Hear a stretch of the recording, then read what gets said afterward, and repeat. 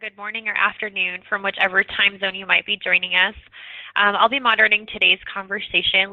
With that, let's just go ahead and have a look and jump into today's agenda. We'll be doing some brief introductions. I know you had a chance to hear about our lineup of speakers, so you'll get a little bit more details into kind of their role in their organization. Just to get a temperature for our audience today, we will be taking a quick poll. We'll jump into a little more details about that. And then we'll have the time to hear from Susan Boydell about getting your leaders' attention. And we'll get into our use case with Temple University. And as mentioned, should time allow, we'll have some Q&A at the end there. I am excited for today's speakers.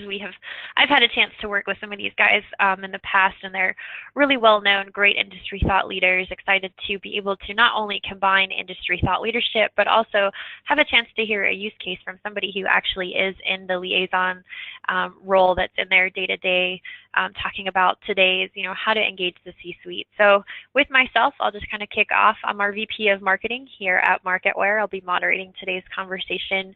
I've got a background in SaaS technology, used to work for a portfolio and project management company, has been with MarketWare for about a year and a half, and it's been great to have a chance to work with both prospects and new clients that are looking to come on board, as well as our existing client base with clients like Diane, and be able to see how we can further help expand their education efforts on that end. I want to introduce, we've got Susan Boydell with us. Susan, thanks for joining us. Why don't you tell us a little bit about Barlow & McCarthy and kind of your role and experience as well? Glad to join. Yes, I'm with Barlow & McCarthy, and we do a lot of work with organizations probably very similar to the ones that are on the phone today, helping you grow your business through referral development. Spent the majority of my career in 2 large health systems doing just that. So now I get the great opportunity to meet a lot of new people and learn a lot from people across the country. So thanks for the opportunity. Definitely. Thank you, Susan. And we also have Diane Brown, as mentioned. Diane, thank you for joining us. Why don't you tell us a little bit about your role in your organization as well? Hi, so I'm Key Account Manager at Temple University Health System and Fox Chase Cancer Center, and I educate the physicians on the services of the health system, similar to the physician liaison role. Excellent. Thank you. And I know I've had a chance to work with you, Amy. I'm glad to have you on board as well. And so, Amy, why don't you tell us about your role as a Senior Client Success Manager? Sure. So yeah, I am an employee here at MarketWare. My role of client success is really to be a coach to our clients to make sure that they implement the software and that they're able to use it effectively. And my background is I was actually a physician liaison at my local hospital, and I was a client of MarketWare before I joined the company. So I kind of see it from both sides. Excellent. Thank you. With that, let's go ahead and jump into today's conversation. As I mentioned, we really want to keep this very conversational and have a chance to hear from you. So as you have thoughts or any questions that come through, feel free to use your chat or Q&A window there. So as we talk about engaging the C-suite, I know I've had a chance to work with many different types of executives and leaders, and Susan's really going to drill and talk about leadership today and how to get your leaders' attention. And so one of the things that I have seen is don't be that leader. So you can kind of see the comic that we have here is you don't want to be that CEO or executive that your team, doesn't feel that they can approach and be open, especially in this role. And as healthcare really has taken a change and the liaison role is still very much evolving, the importance of being able to get that stakeholder buy-in. And we'll be giving you a lot of tips today about how to ensure that you're reporting up. I'm not sure if many of you have felt that maybe you have worked with a leader like this in the past, where there is kind of that unapproachable feel, or that open door policy isn't quite so open. That's one of the things we want to talk about today. So as we jump into our conversation, just to get a feel for where everyone is, we want to take a quick audience poll. So we'll go ahead and open that for you. But the question is, what is the greatest challenge your team currently faces with the C-suite or with your leadership? Is it A, getting time on their calendar, B, activity and metric reporting, so maybe you're just struggling with really being able to highlight or show those MVP metrics or those KPIs? Is it lack of follow-up or action, where maybe you have brought things to their attention, but there is kind of a lack of a follow-up on the back end? Or if there's anything else that you feel has been more of an issue for your team, feel free to chat that in. So we'll give everybody a little bit of time to respond there. But Susan, kind of any predictions? I know that you have done research on this similarly. Is there anything that stands out to you that you've seen in the past? It's kind of at least all those top three. So I'll be curious to see if there's some new things that come in the other. But it's getting their attention, which means I got to get on their calendar. You'll see in my presentation, we talk a little bit about, do they cancel a lot? I hear that sometimes. But that whole piece of the activity and metric reporting, I'll be curious to see where that ends up. Excellent. And then Amy, I know you didn't mention which client or who you were working with for previously, but just out of curiosity, is this something as a liaison that you struggled with at some point in kind of your career? Definitely, and I think it was more about, especially with a brand new program, how the heck do you report it? I think it was almost too big a task to take at once. Actually, I called Susan at some point asking for her insight as a consultant, looking for just how do you do it? So that was a big one for me. Excellent. And then I know that we'll get into your use case here, Diane, so excited to just kind of hear what's worked well for you guys over at Temple. But with that, let's go ahead and share those poll results. And then Helene, if you wouldn't mind just kind of sharing what that breakdown of our results is. Not at all. It looks like 19% said getting time on their calendar, 43% said activity and metric reporting, 33% said lack of follow-up or action, and 6% said other. Excellent. So a pretty good makeup there, and I think activity and metric reporting is definitely something that we're going to be hitting on today. So excited to be able to share some of those ideas, getting time on your calendar. And for those that submitted other, we'd love to hear, feel free to use your chat and just send us any other questions or comments that you have on that. So thanks everyone for participating in that. With that, I want to turn the time over to Amy to talk a little bit more about MarketWare for those who aren't as familiar, and then jump into some of your observations as you've been in the hot seat before. Sure. So, as I've worked with liaisons and physician relations managers, I've seen some common themes, and I know that Susan and Diane are going to elaborate more on a couple of these, but just based on my own experience, as I mentioned, starting up a physician liaison program at my hospital, as well as helping my clients, be successful in their own programs. The challenges I hear most often are, figuring out how to report and account success. So think that traditional ROI measurement, or prioritizing outreach efforts. Really, it's all important. How do you pick how to spend your time? Is it spent in the field? Is it spent looking at data to figure out the best way to do it? And leveraging technology. So this is, for me, it was about driving efficiency. So if I kind of expand this leveraging technology piece, oftentimes it's pretty overwhelming with teams already lean and bandwidth and time. Who has time to learn a new system, right? So just to touch a little bit on what MarketWare does. So, we're focused on outcomes, focused on helping you, record the activity you're doing, so you only have to write it down once versus maintaining an Outlook calendar and an Excel spreadsheet, and marry that with data so you can demonstrate your ROI, as well as make really smart, informed, strategic decisions about where you should be spending your time. So it's, when you've folks like me in this client success role, our job is to help be more of a partner with you to help you get there. And so that's really why I even joined MarketWare, was to help bring that kind of help to folks who are in the same spot that I was in. And I'd like to now turn the time over to Susan to share on getting your leaders' attention. Thank you very much. So this has been a perfect lead-in, because I look at that audience poll there and I go, okay, so I got to report stuff, but I need them to do something for me.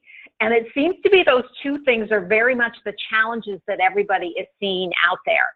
I included this in here because I've done some webinar work before, and this was at the beginning, like a year ago, at the beginning of the year, and asking people what their challenges were. And you can see in this polling thing, the most important thing was it's so hard for me to tie my activity to quantifiable results.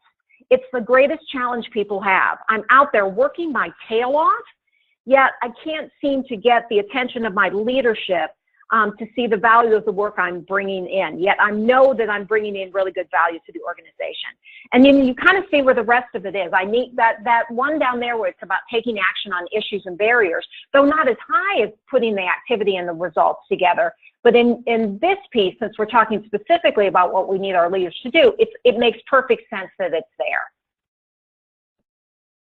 So I have to always put this slide up here because this was my reporting slide when I ran a growth team, a referral development team, much like all of what you all have.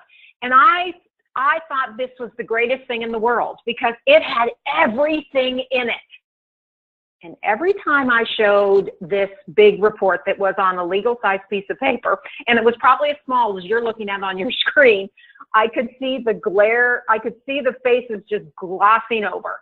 And so it was my teaching and learning moment in talking to leaders and getting their attention on how this is still important, but somehow I was not engaging them in what I needed them to do and what I needed them to understand that was happening in the field in order for us to get the results that we needed to get. And so when I talk to leaders out there, this is oftentimes what I hear. I believe they're really making a difference. I'm just not sure how.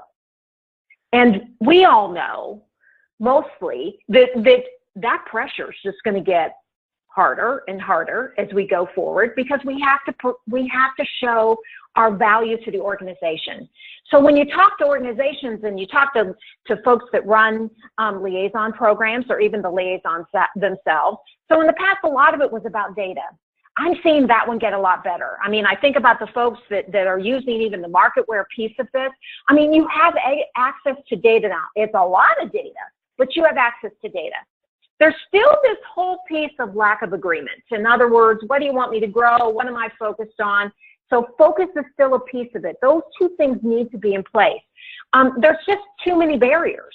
So I'm out there working hard and doing things, but but there's too many things that are happening internally. And then it's just the whole piece of timeliness of results and how do I tell my stories.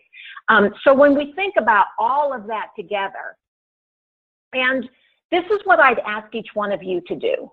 Look at and do your own personal reporting assessment.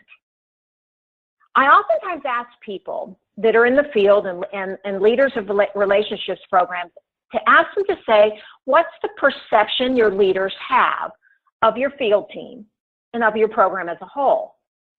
And if that's slightly off from what they want or what you want them to see you as, then there's an opportunity there.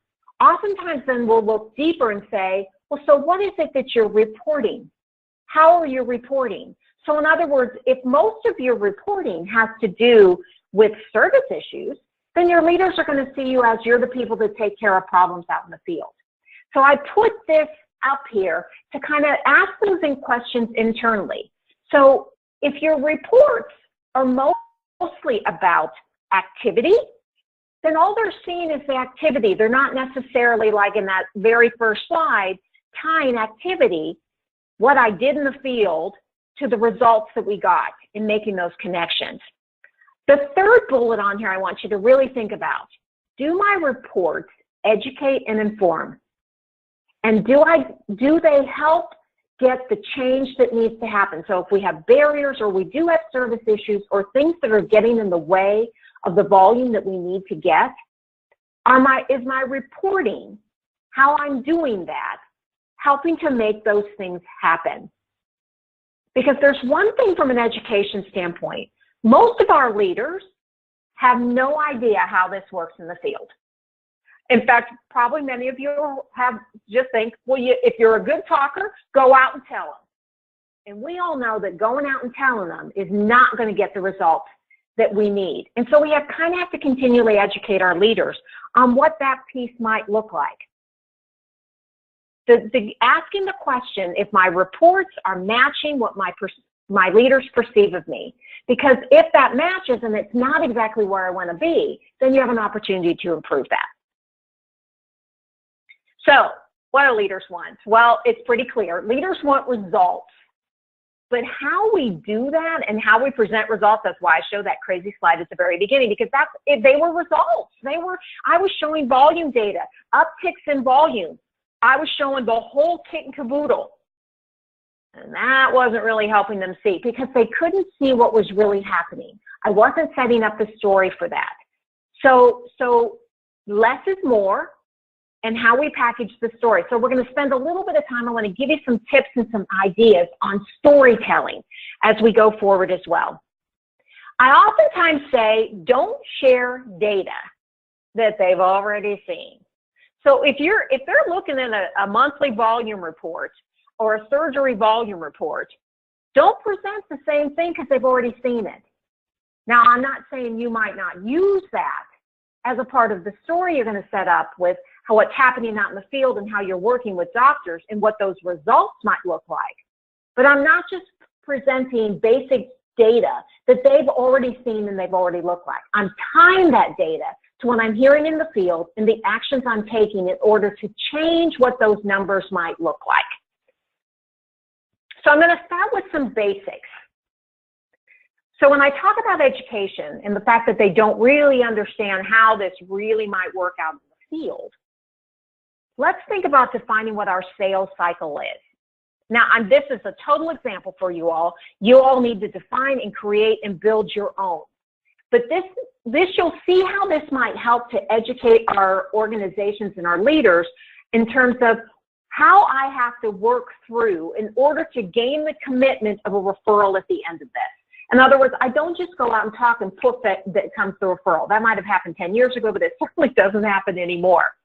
So this is just looking at the simple sales cycle.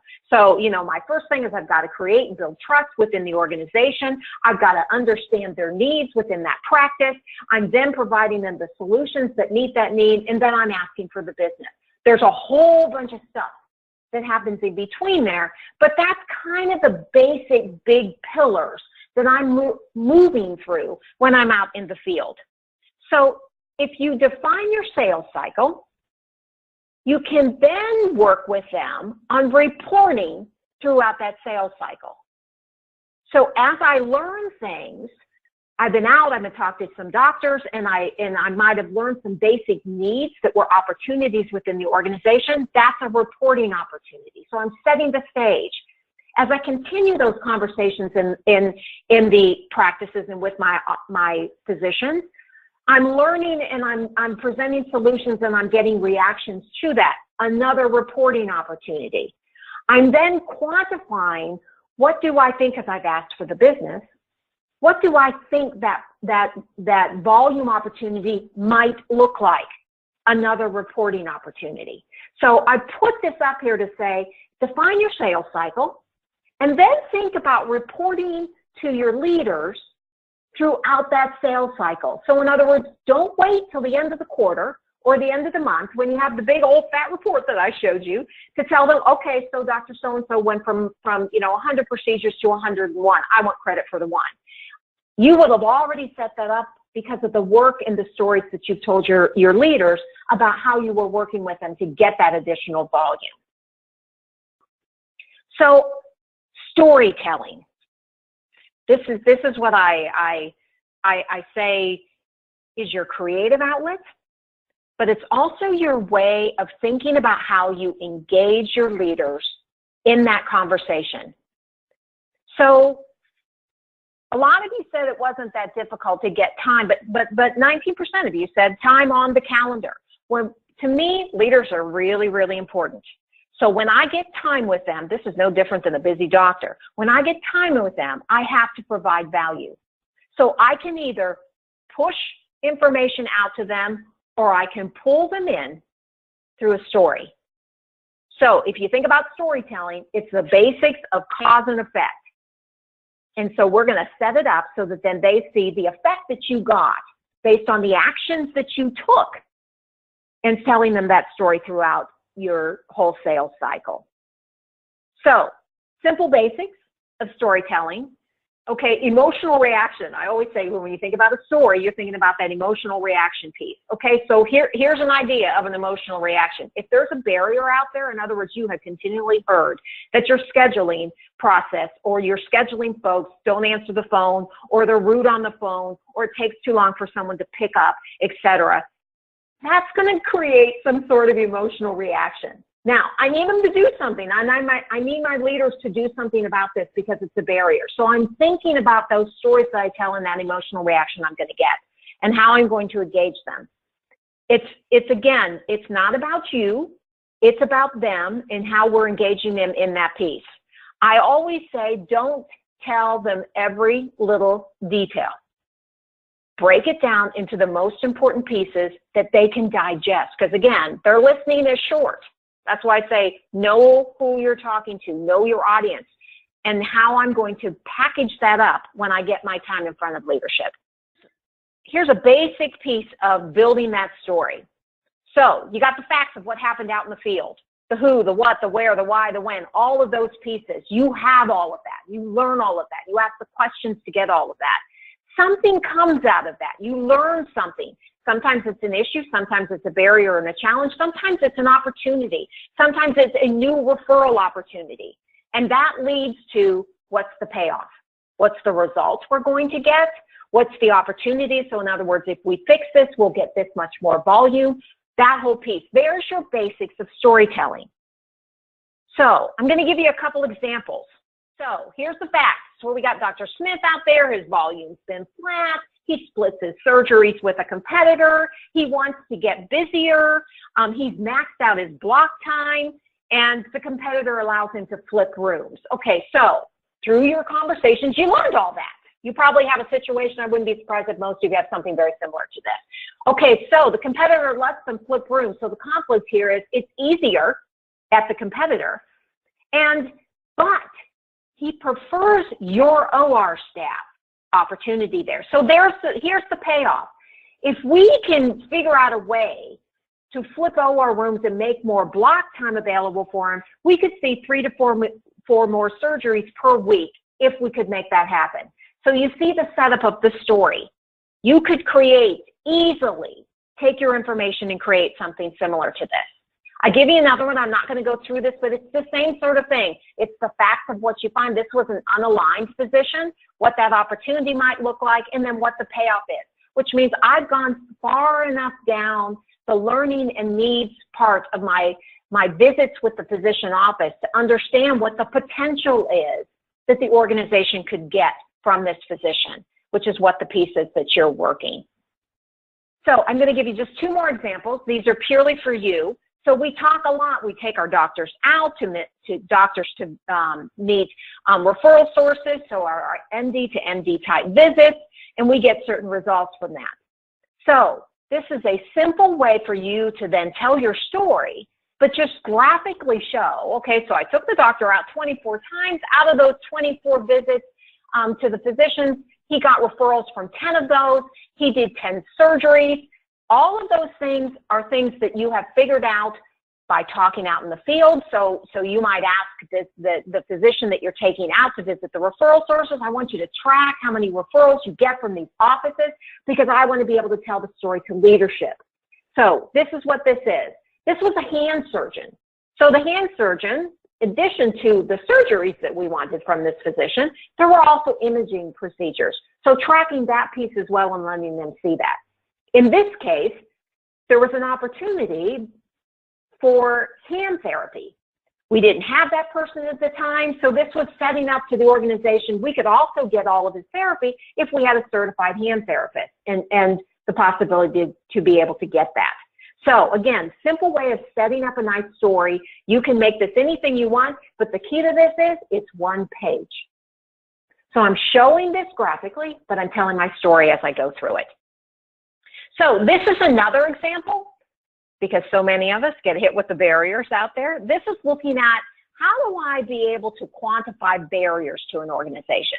So many of us probably have this, a barrier that you feel like you've talked about and you've talked about, yet nothing ever happened. So this is taking into a single page and saying, let me package this up so they can see the magnitude of it. shows you've done your homework. You're telling them what those barriers might be. You've figured out how many procedures were coming out of each one of those offices. You figured out how many were coming to you. That's in your data. And then through your conversations out there with these offices, and you talk about, well, if we were able to fix, like in this case, our scheduling, how many more procedures or how many more imaging procedures do you think you might send our way? And so I'm projecting what that might look like. You can add a whole column onto the bottom of that says, and here's what that's worth from a contribution margin or the financial side of it, if money is what gets your leader's attention. But on a simple page, I'm kind of setting up the magnitude of what's happening out there and letting them know what the opportunity is. So in other words, it's not all the negative, it's about the opportunity that we can give the organization if we were to fix some of these things. Gets them focused on what needs to be fixed, gets them focused on the opportunity, and then it also gives you another opportunity to report back if changes are made as you get some of those 225 procedures your direction. So a lot of ideas on how to report and get their attention. I always say I should be going into my meetings as well prepared as I am with any visit in the field with a physician. And the more prepared you are, the greater opportunity you'll have in them understanding what you do, but also getting them to do what you need them to do. So I'm going to wrap up with what can you do today and take out of here. I'd ask you, do a little perception of what your leaders think about your role. And then think about how your reporting is connected up to that. I gave you some ideas, you can add to that, etc. Think about just maybe saying, okay, well, I'm going to incorporate one story into my monthly leadership meeting. One story. I'm going to see how it works. I'm going to see how the attention gets. Learn from it. Learn what pieces they went, oh, that did not work. So, well, let me try something different the next time. Pay attention to how they react to it. Pay attention to the questions they ask you. If they don't ask any at all, think about how you might pull that out of them. Think about your sales cycle, because in that storytelling, I want to educate them. This is how it works out in the field, so that they begin to see the steps you're going through and also the progression that you're making as you go through them. And if I give you one piece, think about your reports and simplify. So hopefully I've given you some good tips there and some things to think about that you can take out today and begin to make a difference with your leaders. Excellent. Thank you, Susan. I definitely think that you did, and you really did, cover such a large kind of breadth of things, talking about the reporting and then also just talking about the mindset and kind of that challenger mindset that you almost need to have in helping executives kind of understand. A lot of times, with schedules, they are very busy. They're kind of running to and from meetings. And so really, when you do have their attention, I think it's, really being able to put your executive hat on and being able to speak to their level, which in most cases does come in the terms of, what was the return on investment. I'm sure everyone has heard that term buzzword ROI a lot. They actually want to see, what the cause and effect of things were. And so being able to set things up in those progressions, whether it's a chart, kind of how you've lined up there. I know, Amy, you can talk a little bit more about some of the things that you've done with other clients to kind of help them plan and strategize for their meetings. And so with that, like I said, I'm excited to have Diane Brandt on, who is a customer of Marketware, to kind of share her story, as she is someone that is in that role on a regular basis and does work with a team of liaisons. So Diane, why don't you tell us a little bit about your organization, maybe just kind of the size of your field team and what you guys really specialize in at Temple. So Temple Health is one of Philadelphia's leading academic medical centers with more than 1,000 physicians and scientists. It consists of 4 hospitals and more than a dozen research centers at the Lewis Katz School of Medicine and Fox Chase Cancer Center. I represent 2 of the hospitals, one of which is Temple University Hospital. It's a 722-bed facility located in Philadelphia. I also represent Fox Chase Cancer Center, and Fox Chase is a National Cancer Institute designated hospital, one of the first comprehensive cancer centers in the country, and one of only 45 in the nation to earn this full designation. Fox Chase is also a founding member of the NCCN, which is the National Comprehensive Cancer Network, and is located in Northeast Philadelphia.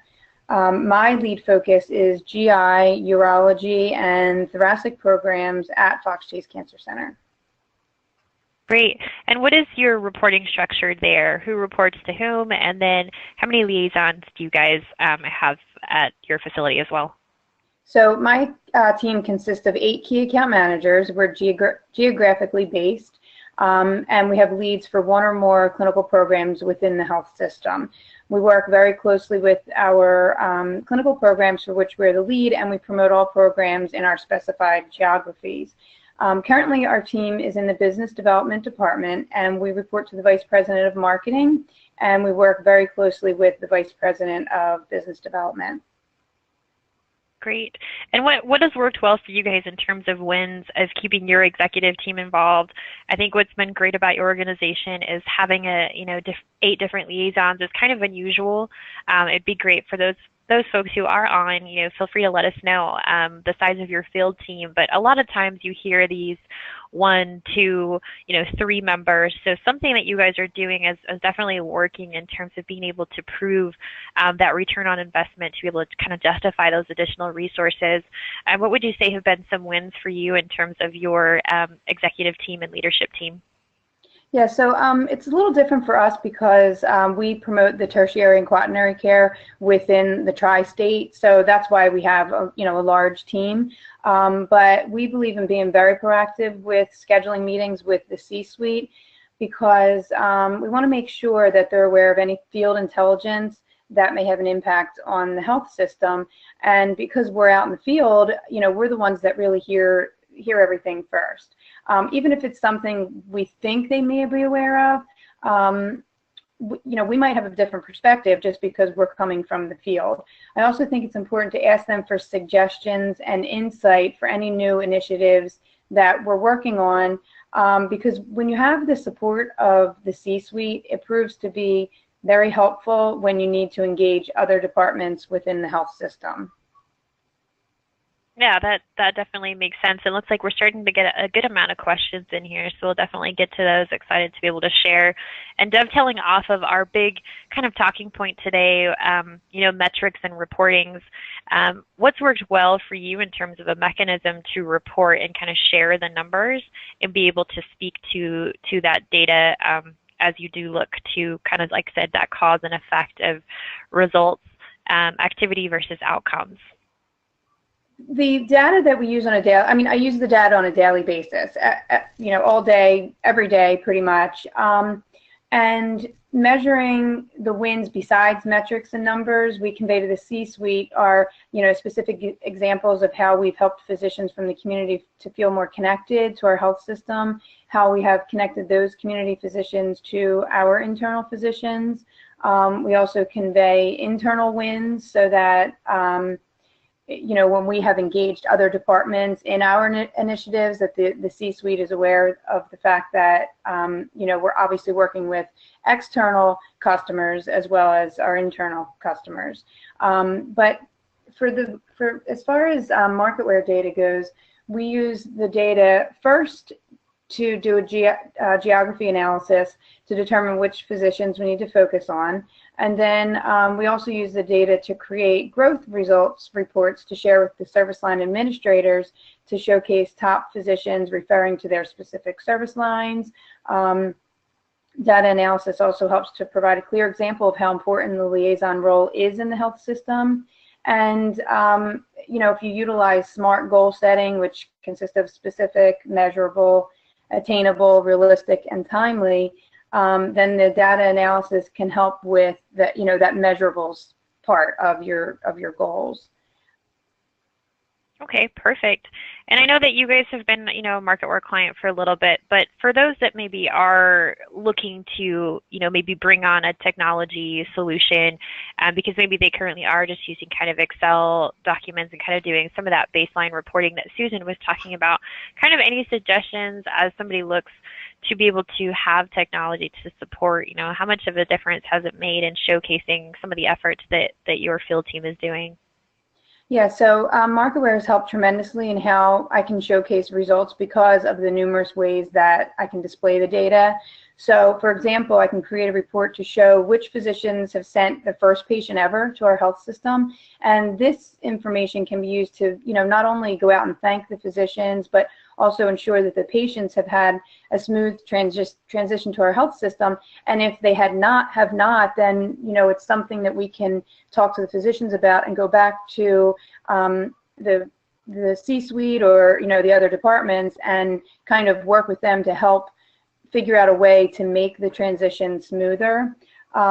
We can also create growth results reports specific to the service lines, displaying the variance for increase or decrease of the physicians, and go out and try to find out the field intelligence as to why there has been a decrease, and things like that. And then this type of information can be shared with the service line administrators. And then also each member of the key account management team can create their own custom views specific to their service line, their geographies, which physicians they call on. So it's been really helpful, with the team, as large as ours, that everyone has the ability to showcase to their specific service lines, how the data can be analyzed, and really we're learning new ways every single day to utilize MarketWare and how to showcase the results. Great, thank you, Diana. And I do just want to loop in Amy kind of on this question. I know that you've had a chance to work with Diane, kind of being a client success manager there, but kind of going back to your role as somebody who was also, a liaison and can probably relate to a lot of the people that we have kind of joining us today. So kind of tell us a little bit about your story, because you were a team of one where you were before. And so what was something that maybe for those who do have a smaller team that really are just the one and only, what are some things that worked well for you in terms of being able to showcase your MVP metrics? How do you find the balance between doing what you need to get done in the field, but also making sure that you are setting time aside to measure results?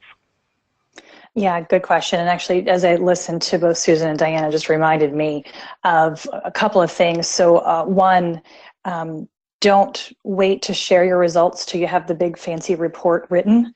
I did that, and depending on the audience, I completely fell flat with that approach. So totally take Susan's advice and walk people through your process, because you'll get far more engagement doing it that way, because they can even give you insight along the way, which might inform how you get to your end result better. And then the other one was I had to kind of sell myself to my peers within the organization. So I didn't want to always be the harbinger of bad news. So yes, there's going to be conflicts and we have to resolve them. But also when I got a compliment in the field, I made sure to bring that back to that service line leader as soon as I could, because you need that advocacy within the organization, especially when you're a small team or a team of one. You need everyone to know what you're doing and how you're helping them do their jobs even better. Excellent. And with that, I do want to continue to kind of have, the Q&A portion. We had some really great questions that come in. Something that I wanted to share that was from a VP of Strategic Development over at Baptist Health, as you can see, is talking about a really great way. I think it's just such a good wrapper on a lot about what, both Diane and Suzanne and Amy were kind of sharing today, but, how their team operates on using a result-oriented structure, which with defined outcomes, utilizing data to measure results. I think that's such a crucial point, as a lot of times people have data, it's just they don't know what to do with it, or it's not actionable. And so making sure that you've got a platform or a system in place to be able to actually make that very visually appealing, and then also be able to measure against those results. Each physician relations representative's outcomes are reviewed and reported to the CEO and senior management.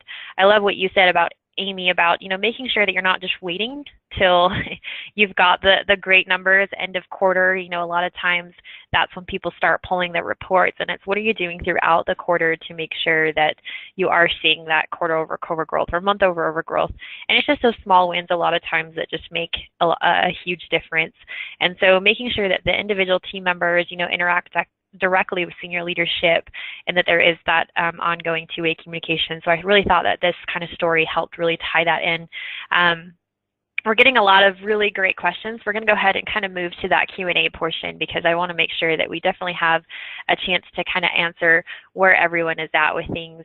The first question that I kind of want to kick off is, over to you, Susan. And it's such a fun question. I'm sure everyone, Amy and Dan, you'll probably be able to relate or empathize with this person. They said, how do you deal with the politics in giving measurements that are not always positive? And I know, Susan, you touched on a little bit about this earlier. So what suggestion would you give there?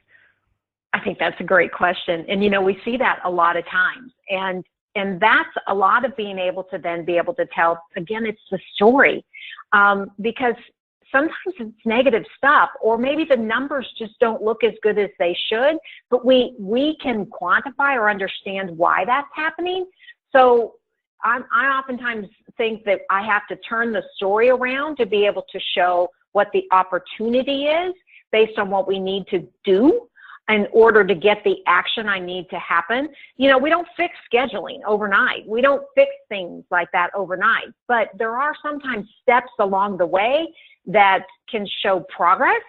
And that's a great reporting opportunity. So I don't know if I answered the question, but it happens a lot in terms of being able to not always report good stuff. Sometimes I think they don't believe it when everything looks rosy. I always want to go, there's something else underneath it. So there's both sides of that story. Great. Thank you for sharing that. And Amy, just so you know, we had someone who was very excited, who also is a team of one, and mentioned, how do you balance being out in the field and reporting and logging? I know you touched a little bit about that, but, from a technology standpoint, anything else, as you work with clients of all different sizes, which MarketWare does, we do have the small 1 and 2 shops all the way up to, the LifePoint hospitals who have teams all across the nation. Any other kind of thoughts on that, being a team of one? Sure. You have to pick when to do your data analysis, because it's like going on YouTube. You could spend 4 hours and not have accomplished anything. So what I would do is I would kind of map out what my outreach plans are, my initiatives or campaigns, however you describe it. And I would use data to inform where I should be doing that activity. And then I'd spend most of my time doing the logistics of the field work. And then I'd kind of come on the back end and again, use the data to help measure what worked, course correct as I'm going through. I just had to really be smart about how much time I spent in, because it was just me. If I wasn't out in the field, nothing was getting done, right? So that was my approach. Perfect. And I have a question for you, Diane. Somebody was asking, how do you or your service line leaders work together to resolve a physician concern? How do you know when or if the concern has been resolved? So because we meet with our service line administrators very often, then usually we follow up. If there's an issue, we follow up each week, and then the service line administrators help with getting the other people within the hospital involved who need to be involved. And really it's just a matter of following up often. So whether it's, if I'm in the field and I have to call them or email them, or, at our next meeting, next week, we discuss it. But, usually it doesn't seem to be an issue with getting it resolved if everybody's on board. And I think that's why it's really important to make sure that everyone's aware of, field intelligence, things that we hear before there's an issue, whether it's, we could go on and on about, that's another call about narrowed networks and things like that. So, there could be a lot of issues going on out in the field that the people in the hospital really just aren't aware of. So that's, our job to make sure that they're aware of it. Excellent. Thank you. And Amy, just a question for you. We had somebody specifically ask about kind of MarketWare data and, referrals to specific offices. What kind of data options are available? I guess, can you see ambulatory data versus just referring to hospital data? As you worked with clients, what's kind of been helpful for them on the data side of things from a technology standpoint? Yeah, no problem. So I think of it in a couple different parts. So one, bringing in your own organization's internal data in, that can help you measure ROI. Based on your activity, you can watch a bump in revenue or new patients or whatever metrics are important to your organization. But then we do have partners who specialize in claims data. So you can get a 360 view of the world of your market beyond just your own organization's data. Super helpful. At my organization, I did choose to invest in that, and that really just gives you a much better sense of your marketplace, where the physicians are busiest, where their network connections are going. We partner with some of the biggest and best data vendors in the world who this is what they do, and we bring that integrated with the MarketWare database, so you can kind of marry that up, and great visuals to help you kind of make sense of it versus just looking at raw data, which again would take you out of the field. So we have a number of different options for that. Perfect. And a good question for you, Susan, is, how would you approach new leaders who are not familiar with the repercussions of reporting/ROI? For example, maybe they're not seeing the larger impact of scheduling and cancellations in the new insurance market. For example, they focus on scheduling new volume rather on total exam volume, so the numbers look higher. Any kind of thoughts on how to, win over kind of leadership on that angle? My first response would be to and this is kind of getting it clear what you're measuring up front, and that's a good conversation to have. So what's important to that leader in terms of measuring. When it's a new leader, again, it's an opportunity to kind of educate them on how what you're doing, what you're being measured on, how it happens out in the field, all of those pieces, so that they can see the steps of that. So you're educating them so that you're making decisions together, not just decisions based on perhaps because they're new. But I think and some of them might have some education or have some relationship with field teams, maybe where they came from before, that maybe looks different than what yours does. And that could be a learning opportunity as well. So I think you have to get upfront what you're measuring, what's important to them, and then begin to package that so that they're seeing those results, but then you're connecting what the team's doing with what results you're getting. Excellent. And Amy, a suggestion for you is, as you have had to, talk to different clients about kind of the data piece, somebody asked, any suggestions on how to get hospital buy-in to provide data? IT is giving this particular person a hard time about being able to provide data. You mentioned kind of the importance of that. Any suggestions on maybe overcoming that barrier?